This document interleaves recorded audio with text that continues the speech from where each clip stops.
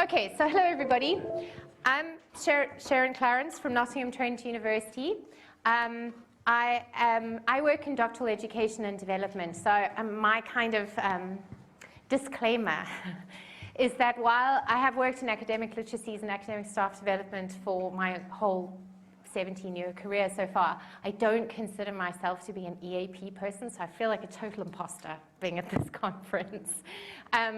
Steve is the EAP person on this team. But I dragged him into this. So what I really wanted to think about was, because in my new role at Trent, I run a doctoral education training and development program for 920 doctoral students across 8 different schools. So everything from animal, rural, and environmental sciences to art and design. And there are disciplines in there that I've never ever worked with before, which is really, really interesting because students ask me very hard questions that I don't always have the answers to. So I'm forced to learn quite a lot. But you can maybe hear from my accent, I'm not English. I'm South African. And the UK is a very, very different place to South Africa in many ways in terms of higher education.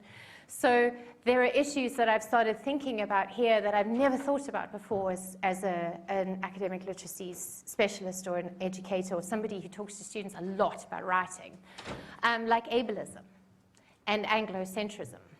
And things like that, which I think are much more at the forefront of conversations about writing and writing development in the UK than they are currently in South Africa. So part of this session is also a slightly cheeky way of getting you guys to help me think about some of these issues so that I can learn a bit more about them. But also what I'm kind of hoping is that it'll bring doctoral students more presently onto interview, because I don't think they get as much attention around writing development as undergraduates do and as PGT do. And that's partly because I think, as somebody who's worked with doctoral students for nearly a decade now, there's a lot of, well, they should know what they're doing. They're doctoral students now. How did they get into a PhD if they don't know how to write? I mean, come on. But as we know, and Cecilia Jacobs and other people have made this argument, literacy demands change as the level of education that you're working on changes. But I think at the doctoral level, certainly as somebody who's done a doctorate, the biggest shift for me was me. I had to become somebody else in a way. I had to take on a very different kind of scholarly identity. I had to take on a different position in relation to knowledge. I had to have a very different kind of voice than I'd ever had before, and it was a huge thing, and that was actually what made the writing hard, not the writing itself. I knew how to write. I'd done an undergraduate degree, I'd done a master's, I was working in higher education, but I was completely flummoxed by the writing. And I sent my supervisors really awful drafts of stuff where they were like, this is all very well and good, but where is your voice? What do you think about this? Where are you positioning yourself? And I'm like, what? What do you mean, where's my voice? I don't even know what that is. You know, and I consider myself to be a relatively capable writer. My husband tells me I'm a relatively capable writer, so I choose to believe him on this. But I think that this means that we do actually need to be doing EAP type stuff with doctoral candidates, not as a happenstance thing, but as a much more recognized thing. And we need to be doing it with their supervisors. Because we also assume that if you've got a PhD, then you do know all these things at a meta level, and therefore you can go and help other people learn how to write this. And I know from talking to a lot of doctoral candidates that this is very patchy, right? Some supervisors are awesome, and they're interested, and they're going to do this, but most supervisors have no idea how to help you formulate an argument, because they're working at this, I already have found my voice, and I'm assuming that you all know how to do this, and they don't really know how to break it all down. So I think that what I'm worried about is this idea of am I allowed? So at least once a week, maybe more than once a week, I get an email from a candidate going, am I allowed to write in the first person?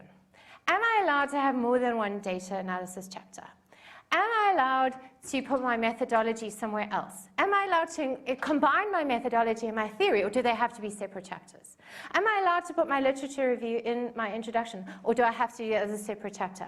Am I allowed to have just a short introduction of 3,000 words, or does it have to be 8,000 words? Lots of these kinds of questions. Some of them are also sort of, am I allowed to include information about myself? Am I allowed to say personal things in my thesis, or do I only have to talk about the knowledge? And it's not the questions that worry me, it's the am I allowed bit.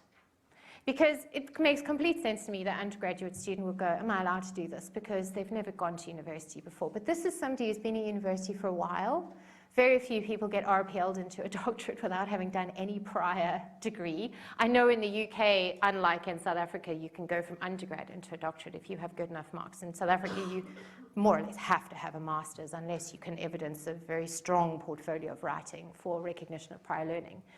So I kind of worry about this idea of like, why are they asking if they're allowed to do this at a point when we are kind of expecting them to say, I am doing it like this because this is what my argument requires. I am doing it like this because this is the contribution to knowledge that I'm making and this is how I need to structure it, which is kind of what we expect from that voice, right, that authority. But I don't see that as much as I hope to or maybe expect to, and I worry about why that is. I don't know. I don't have an answer to this. I'm starting a kind of exploration, but I've been asking, because students have been challenging me on this, like, why do I have to do it like this? I don't want to do it like this. That doesn't sound like me. You know, we've got students from Portugal, we've got students from Brazil, we've got students from India, we've got students from China, from Vietnam, from Nigeria, from South Africa, from Malawi, from the UK, from France, who come with very different ways of telling their stories and writing. And a lot of them do feel that their voices are being erased through having to conform to these very Anglo-centric, and in many ways also quite ableist ways of formatting. So you do a formatting workshop, what are you told? Times New Roman, 12 point, full justified. I mean, my son has been told this, he's a first year student at Trent, and I saw his feedback on his essay, and they were like, don't write in Calibri. And he came to me and he said, what does this mean? And I said, okay. You're kind of going to have to do what your tutors are telling you here, but this is what you could say to push back against that. But not everybody has an academic mother who's a bit cross about these kinds of conventions and sort of uses her son as a tool to go back to the university and say, these are very, you know, problematic. These people with processing disorders, I work with numerous neurodivergent students who are very open about their I am neurodivergent. And so over long pieces of text, they can't read serif fonts very easily. They prefer sans serif fonts. Full justification is an ableist way of formatting. People with processing disorders do much better with left justified text.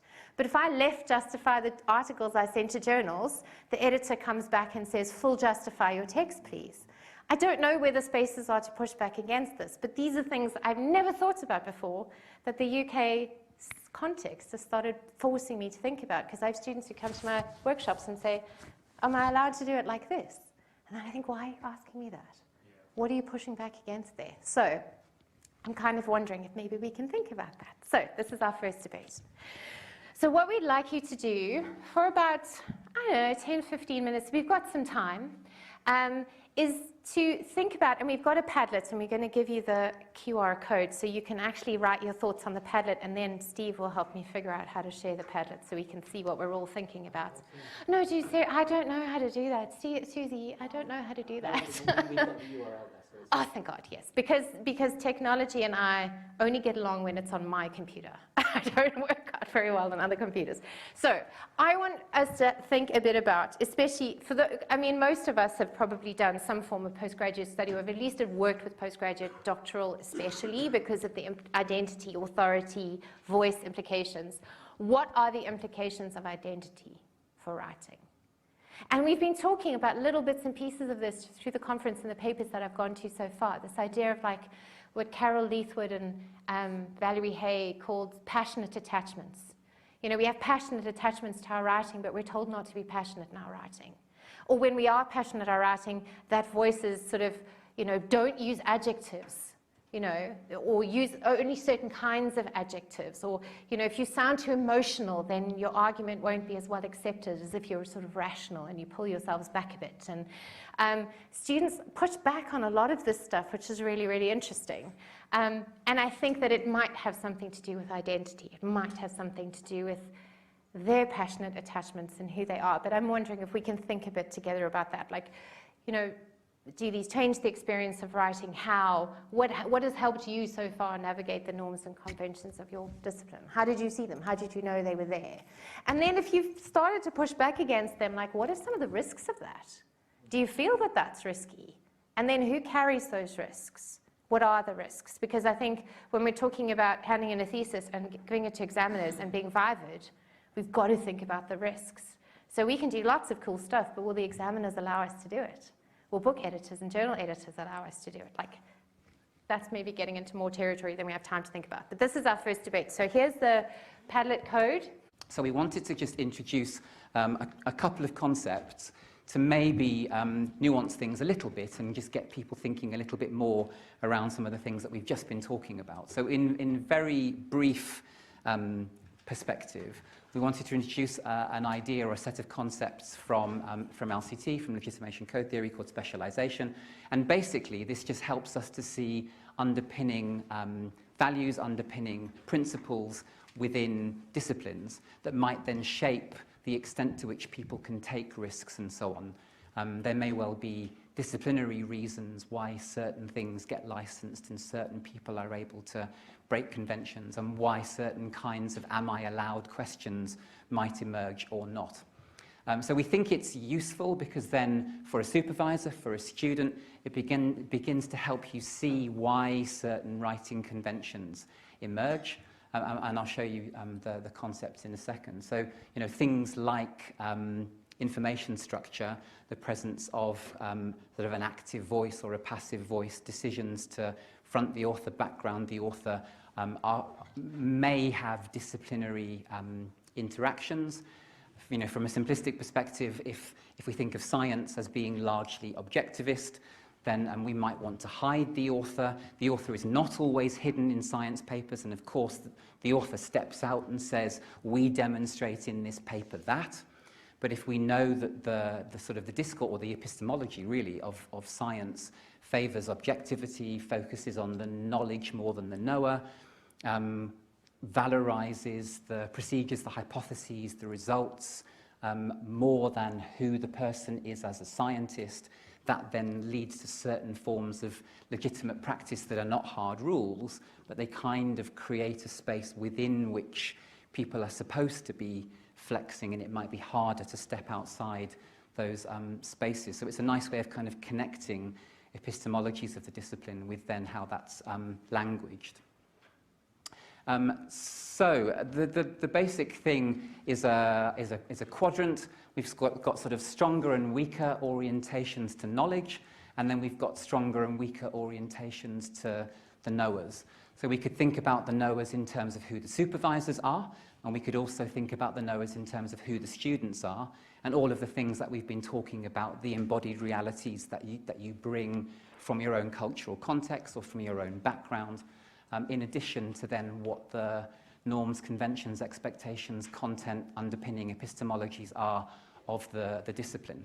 So it gives us 4 spaces, and these are not boxes, it's a plane, so we can move around, and there can be more or less variation within each space. So where there's stronger orientation to knowledge and a weaker orientation to knowers, LCT calls that a knowledge code. So, of course, there's variation, but canonically that's the sciences, for example. So it doesn't matter who you are. Anybody from any background can come in, learn the correct procedures, learn the correct protocols, become a scientist, do science. Where knowledge matters less, but knowers matter more, you've got a knower code. I've got disciplinary examples in a second, so I'll introduce these first. Where you've got both, where there's an orientation both to knowledge and your knowers matter, LCT calls that an elite code. And then finally, if neither matters, so the knowledge doesn't seem to matter and the knowers don't seem to matter either, he calls that a relativist code. So as I said, the sciences are kind of typically knowledge code. That might be done differently, and within certain parts of science, in certain institutions, things may differ. For example, maybe not at doctoral level, but in our institution, final year scientists do, some of them do a module called Science into Schools, and their assessment is a reflective portfolio. So they move way out of very knowledge code procedural stuff to write something that's very reflexive and personal. So sometimes these things shift a little bit. Final year biologists do a project around a company spin-off. They have to take a biological molecule and then learn about business case studies and then how to talk to business people. You know, there's sort of interesting things that flex these spaces. But canonically, sciences is probably knowledge code. The humanities typically is a Noah code. So the object of inquiry may be knowledge, literature, classical texts, historical documentation, or whatever.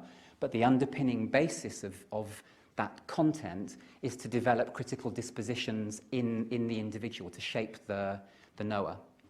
So in the sciences, as you move across universities, you're likely to see the same curriculum in first and second year at undergraduate, for example. But when you move across the humanities, you may see very different texts and very different content in the syllabus. The content matters less than the critical dispositions in terms of how people orient to history, how people orient to text, how people orient to the classical works or whatever. In terms of an elite code, I'm conjecturing a little bit here, but there have been studies that have been done in the transition from primary to secondary music, where at primary level, it's all about developing an ear for music. It's about the embodied fun. You learn to play music. When you move to secondary music, you then you introduce music theory. And the rules of the game change quite strongly. And so now you need to play a musical instrument. You need to have that ear. You need to have the embodied abilities of a musician. But you also need to learn about music theory. And in the paper, they argue that the reason for the dropout rate from primary to secondary music is because of this shift in code from Noah to elite. And perhaps the creative disciplines in a university context, depending on the curriculum and the pedagogies, may be something similar. So sort of a high-level work in drama, in music, you have those embodied dispositions. There's the craft knowledge, the performative aspect, but then you also need the theory, you also need the knowledge. So it's possible that the creative arts may exist in an elite code space, and then maybe I could only come up with study skills that is possibly neither of anything. So for our context, it maybe gives us an interesting way to then think about how supervisors may be specialized. You know, when you're sort of deeply invested in the literature, when supervisors are writing and publishing, these codes probably become somewhat embodied. And so some of this clash between supervisor and supervisee maybe because people are bringing different embodied codes to the conversation. And so part of what Sharon is doing and part of what we're interested in is kind of unearthing that, making that visible, making that explicit, in order for it then to be a kind of shared language for negotiation.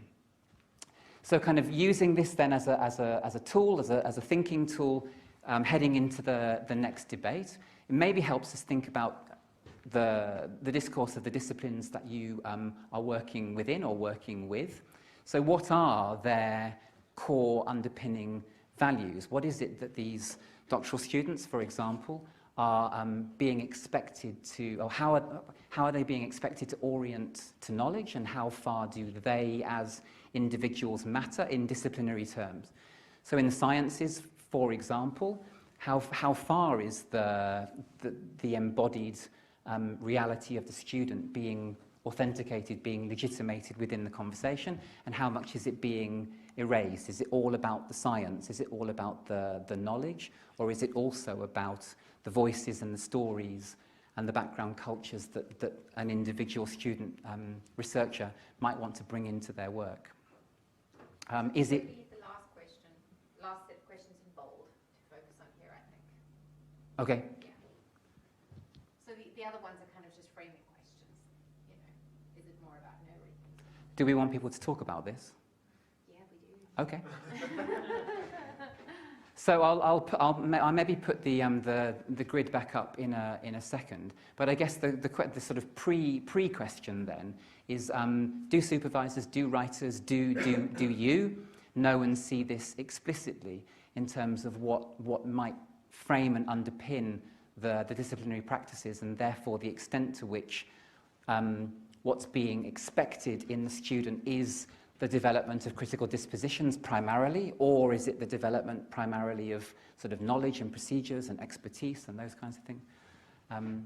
Is that ever explained to them? Is it ever an explicit conversation? Is that something that you make explicit in the EAP work that you do? Or are they left to their own devices, which certainly in my experience tends to be the case?